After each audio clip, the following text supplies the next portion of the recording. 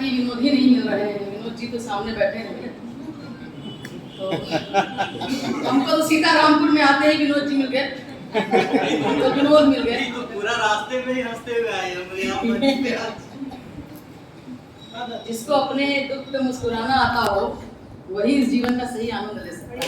बढ़िया बढ़िया, बिल्कुल बिल्कुल, बहुत बढ़िया।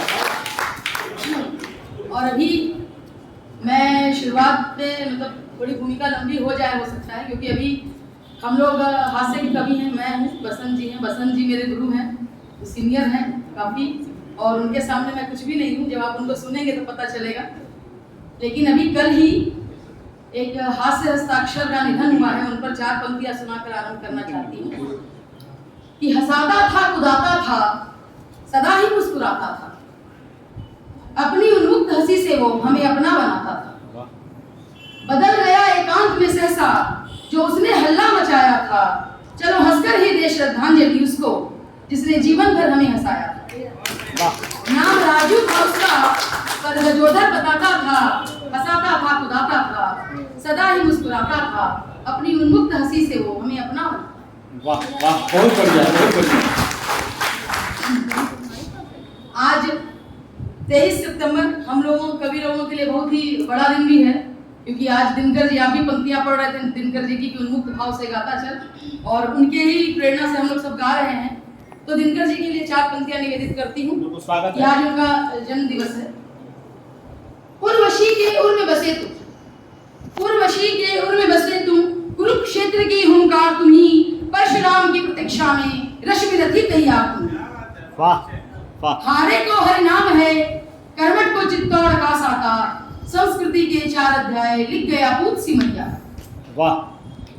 कविता, कथा, निबंध, उपन्यास हर विधा की तुम्हारे पास, हिंदी साहित्य के दिनकर, हिंदी का अभिमान तुम, शारदा का मान बढ़ाते माँ शारदे की संतान। वाह वाह।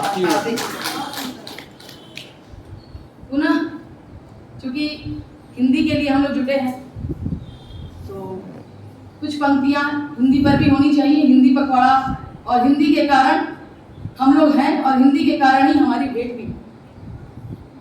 इसी पर कुछ पंक्तियां निवेदित करती हूँ कि हंसाती है, रुलाती है, जीवन के भाव बताती है, वो हिंदी है जी जो सबको अपना बनाती है। हमारे भाव प्रकटन का सशक्त एक माध्यम है ये, अगर अंग्रेजी अंतर्देशी, देसी क्या कम है। स्वर लहरी मधुर इसकी सीधा दिल में समाती है, वो हिंदी ही है जी जो सबको अपना बनाती है। वाह वाह। भारतेंदु, रहीम, कबीर और रसखान की हिंदी, हृदयोद्गार सूर तुलसी का, मीरा के मस्तक की बिंदी। वाह वाह। भारतीयों का सम्मान ये इतिहास सिखाती है, वो हिंदी ही है जी जो सबको अपना बनाती है। सबको अपना बनाती है।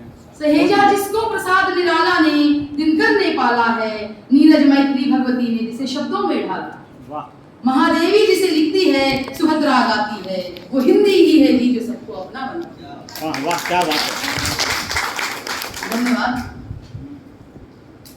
अब मैं अपने रस पर आ जाती हूँ, बहुत हो गई इधर उधर की बातें, और भूमिका समाप्त। जा रहे हैं। मुझे एक आध कविता अपने रस की सुनाने का बिल्कुल बिल्कुल। आशीर्वाद चाहूंगी। पहले एक दमदार ताली हो जाए ताकि मेरी आवाज निकल नहीं आ रही। स्वागत है। देखिए, पहले हम लोग पढ़ते थे, पर अभी भी पढ़ते हैं रामायण जो पढ़ेंगे कि पंच क्षिति जल पावक गगन समीरा, पंच रचित अति अधम शरीर। पर अब क्या है, फेसबुक, व्हाट्सएप, यूट्यूब, इंस्टाग्राम और ट्विटर, मानव स्वयं फंसा है इन्हें रचकर। पहले थे काम, क्रोध, लोभ, मोह, अहंकार, यही थे 5 विकार, पर अब कौन से हो गए आप लोग बताइए? Facebook, WhatsApp, YouTube, Instagram, Twitter. और इसका दुष्परिणाम क्या है? जैसे कि अजय जी ने कहा, अभी यहाँ बहुत दंपति लोग भी बैठे हुए हैं, तो घर घर की कुछ कहानी, क्योंकि हास्य के कवि को कहाँ मिलता है कुछ, या तो घर में मिलता है और नहीं तो नेताजी के पास। तो दोनों की एक प्रतिनिधि रचना मैं सुनाऊंगी। सुनाती हूँ एक कहानी, घर घर की है जो वाणी। पत्नी भोजन बना रही थी, ले मोबाइल खिला रही थी। तो पति क्या बोलता है? अरे जानता हूँ मैं प्यारी, मोबाइल की महिमा भारी, कभी इसके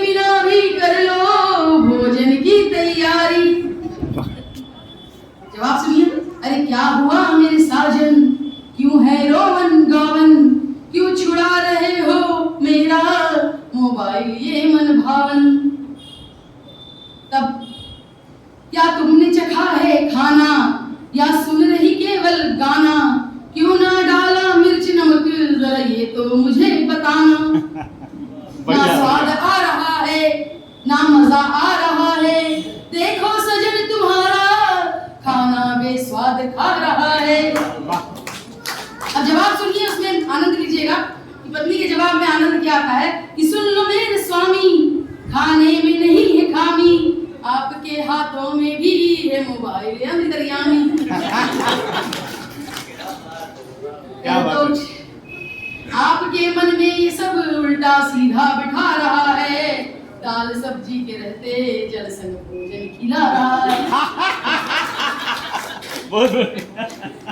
कर दो क्षमा मुझे जाना है गलती मेरी मैंने माना, हो रहा है लेकिन इस शय का गुलाम ये जमाना।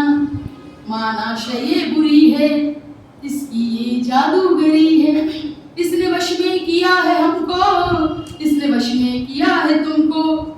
चलो आज ये कसम उठाएं हम इसका समय बनाएं, इसके ना होकर रहे हम इसे अपना दास बनाएं। चलो कुछ कमाल कर जाएं।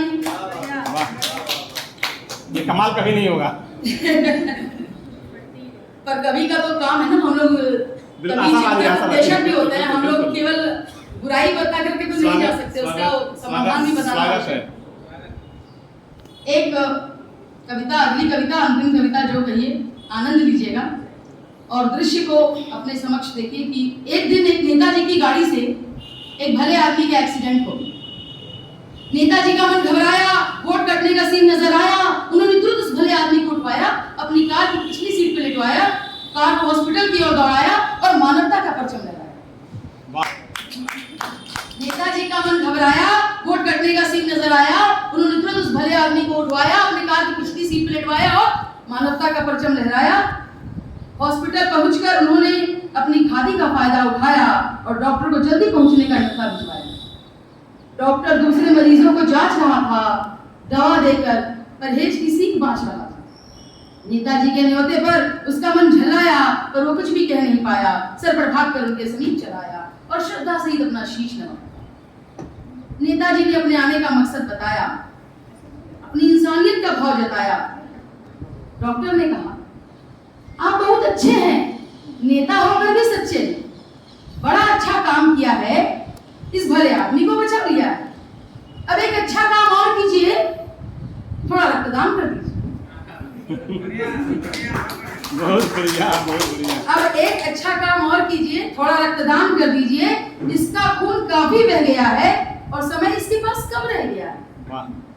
नेताजी ने सोचा, मुझे तो सदा देने की आदत रही है और फिर अपने शरीर से रक्त देना कहां तक सही। डॉक्टर से कहा, मैं उम्र दराज हूँ, शरीर से कमजोर हूँ, फिर आने वाले कल की नई सुनहरी भोर। वाह वाह। बात को समझिए कि मैं उम्र दराज हूँ, शरीर से कमजोर हूँ और आने वाले कल की नई सुनहरी भोर हूँ। मेरा रक्त लेकर देश को कमजोर मत करो, ये खून की व्यवस्था कहीं और से करो। बहुत बढ़िया।